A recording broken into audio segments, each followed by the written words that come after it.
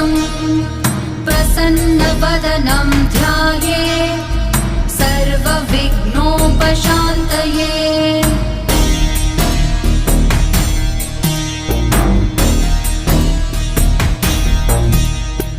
शान्ताकारं भुजगशयनं पद्मनाभं सुरेशम् विश्वाधारं गगनसदृशं मेघवर्णं शुभाङ्गम् लक्ष्मीकान्तं कमलनयनं योगिभिर्ध्यानगम्यं